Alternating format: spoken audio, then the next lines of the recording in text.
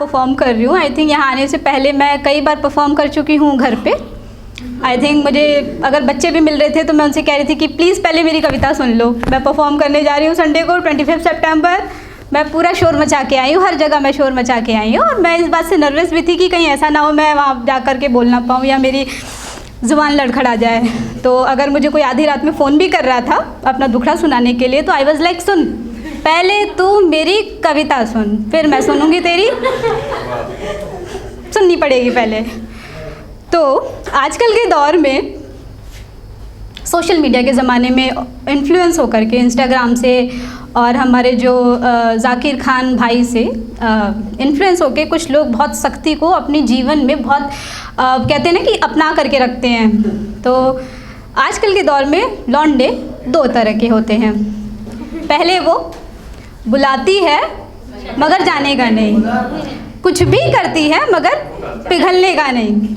और दूसरे वो जो हर बात पे पिघलते हैं, जो हर चीज़ पे पिघलते हैं। तो एक्चुअली पहली जो मेरी शायरी है वो एक तरह की शिकायत है। मैं इंसल्ट नहीं करना चाहूँगी किसी की, बस एक शिकायत है कि मर्दों के ज़ख्मों को मोहब्बत की दवाई न दीजिए, कि मर्दों के ज़ख्मों को मोहब्बत की दवाई न दीजिए।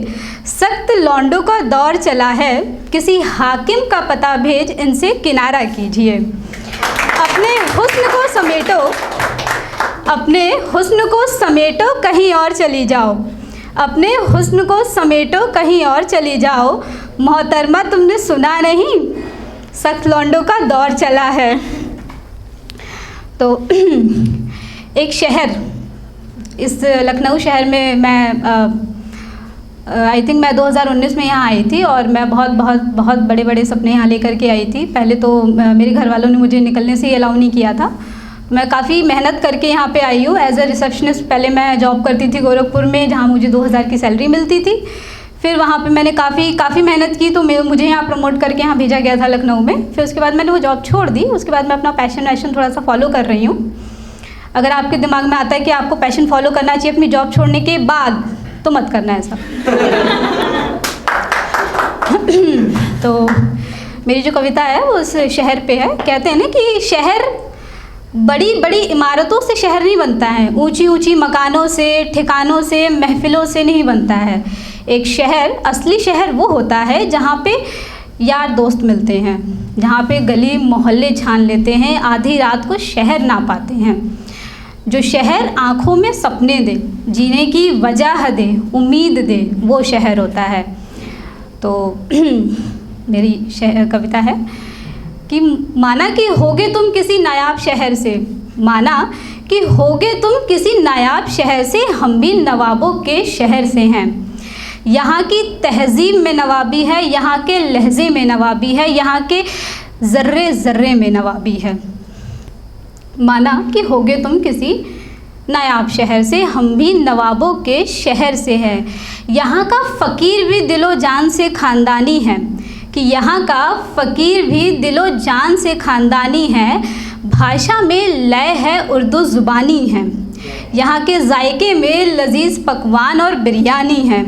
यहाँ की हवा में दीवानगी है, युवा में मस्तानगी है, कि यहाँ की हवा में दीवानगी है, युवा में मस्तानगी है। और इमारतें तो माशा अल्लाह खूबसूरत, आलिशान और बेहद सुल्तानी हैं। कि माना कि होगे तुम किसी नायाब शहर से, हम भी नवाबों के शहर से हैं भाई। तो सॉरी मैं थोड़ा सा लाइन भूल गई हूँ। यहाँ तू तड़ाक नहीं, यहाँ तू तड़ाक नहीं, मैं को हम कहने वाली मिठास है। यहाँ तू तड़ाक नहीं, मैं को हम कहने वाली मिठास है। चारों तरफ दूर दूर तक नज़र आता चिकनकारी का लिबास है। मशहूर यहाँ की कला और फनकारी है, यहाँ की जनता में अदब और अदाकारी है। जहाँ मिलती हो सपनों को एक नई उड़ान, उस शहर को कहते हैं हम लखनऊ मेरी जान। माना कि आपका शहर नायाब है, हम भी नवाबों के शहर से हैं भाई।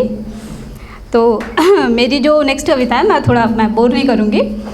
तो कहते हैं ना कि लाइफ में जब एक ऐसे इंसान से प्यार होता है जो थोड़ा सा बाद में पता चलता है कि अच्छा इंसान नहीं है, एक थोड़ा सा बुरे कैरेक्टर का निकल के आता है या बैड इन्फ्लुएंस का निकल के आता है, तो लाइफ में एक टर्निंग पॉइंट आता है जहाँ समझ में आ जाता है कि ये बहुत बड़ा वाला वो है, तो इसलिए अब इसको यहाँ से निकालो, इससे कहो कि अब भैया तुम जाओ, निकलो अब यहाँ से। वो इंसान बाद में ना आगे चल के लाइफ में यकीन मानो ना जहन में रहता है ना दिल में रहता है।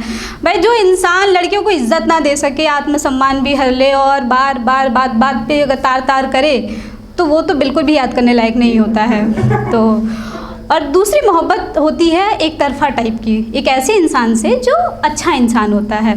और बहुत बड़ी तकलीफ़ की बात ये होती है कि बदले में वो प्यार नहीं कर पाता, उसकी कुछ अपनी मजबूरियां हैं, कुछ प्रॉब्लम है, बट आपको उससे प्यार हो जाता है, उसकी शराफत से, उसकी सीरत से, उसकी नीयत से।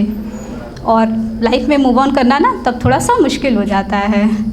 तो मेरी पहली जो कविता है वो एक तरफा प्रेम को दर्शाती है कि कल्पनाओं में किया गया वास्तविक प्रेम हो तुम, कि कल्पनाओं में किया गया वास्तविक प्रेम हो तुम, दूरियों से मिलने वाली एक असहनीय सी विरह हो तुम, हृदय को हर बार मिलने वाले आघात की अज्ञात सी वजह हो तुम, हृदय को हर बार मिलने वाले आघात की अज्ञात सी वजह हो तुम।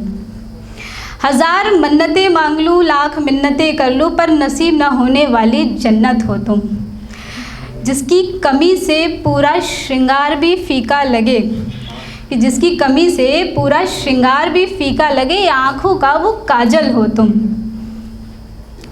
कि जिसकी कमी से पूरा श्रृंगार भी फीका लगे, आँखों का वो काजल हो तुम, मेरे टूटे फूटे जोड़ तोड़ शब्दों से गढ़ी गई रचना हो तुम, मेरे आधे अधूरे कविताओं में सदैव दिखने वाली पीड़ा हो तुम।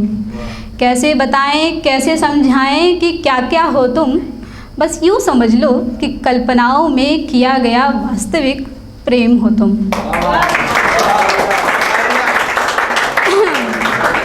मेरी दूसरी कविता एक तरफा प्रेम में मिले रिजेक्शन को दर्शाती है।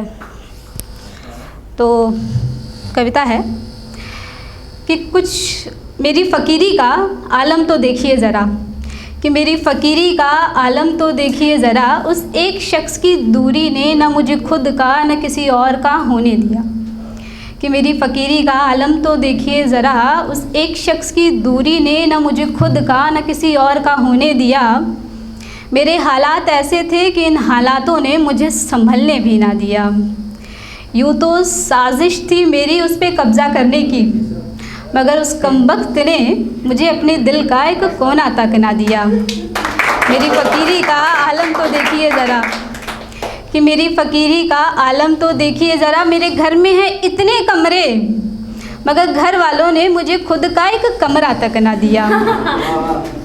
मैं गमे जुदाई से गुज़र रही थी, थे कितने ज़ख्म मेरे सीने पे, मगर मेरे घर वालों ने मुझे अकेले में रोने तक ना दिया। मेरी फ़कीरी का आलम तो देखिए ज़रा, ये चांदनी रातें, ये मखमली बिस्तर मेरे किस काम के, कि ये चांदनी रातें, ये मखमली बिस्तर मेरे किस काम के, रात भर बदलती रही करवटें मैं उसकी याद में, उसकी यादों ने मुझे रात भर चैन से सोने भी ना दिया। मेरी फ़कीरी का आलम तो देखिए ज़रा, छीन के रोशनी मेरे ज़िंदगी से उसने मुझे अंधेरों के हवाले कर दिया, कि छीन के रोशनी उसने मेरी ज़िंदगी से मुझे अंधेरों के हवाले कर दिया। उससे चाहते चाहते मैंने खुद से इतनी दगा कर ली, माफ़ कीजिएगा, उससे वफ़ा करते करते मैंने खुद से इतना दगा कर लिया कि जाते जाते वो शख्स मुझसे मेरा ईमान तक ले गया, कि मेरी फ़कीरी का आलम तो देखिए ज़रा। तो हाँ, अब जो तीसरी कविता है वो मुझे समझ लीजिए कि वो एक तरफा प्रेम में मिली पीड़ा को दर्शाता है, कि रिजेक्ट होने के बाद कितना दर्द होता है वही इंसान जानता होगा। कि कुछ इस तरीके से कहलाए मोहब्बत में फ़कीर हम, कि कुछ इस तरीके से कहलाए मोहब्बत में फ़कीर हम, यूँ तो हाथों में बहुत सी रेखाएं थीं, यूँ तो हाथों में बहुत सी रेखाएं थीं, मगर मोहब्बत की रेखाएं थीं कम, कि लाख दुआओं से भी वो शख्स नहीं मिलता जब ऊपर वाले ने ही लिखा हो तकदीर में इश्क़े सितम। एक रोज़ वो मेरी दहलीज़ पर आएँ, कि एक रोज़ वो मेरी दहलीज़ पर आएँ और जाते वक्त दे दे एक नया सा ज़ख़म। मेरे जीने की वजह वो बने, चाहे मिले उससे 2 पल की खुशी, चाहे मिले उससे उम्र भर का गम। पर उसके लिए ये मोहब्बत न होगी कभी ख़त्म, न होगी कभी कम।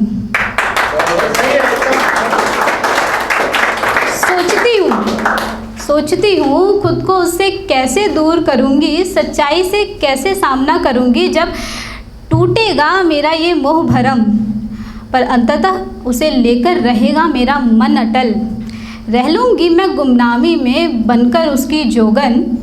रोकूँगी खुद को जब जब बढ़ेंगे उसकी और मेरे बहकते कदम। कुछ इस तरीके से कहलाएंगे मोहब्बत में फ़कीर हम। That's it guys, thank you so much.